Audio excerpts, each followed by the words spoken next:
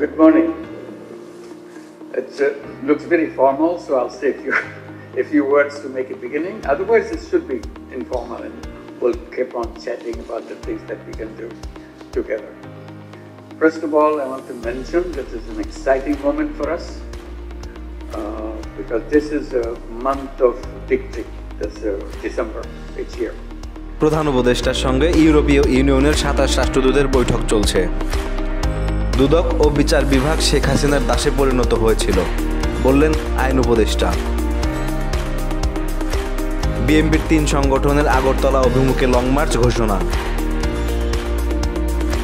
পদ্মায় বাংলাদেশ ভারতের পররাষ্ট্র সচিব পর্যায়ে বৈঠক চলছে।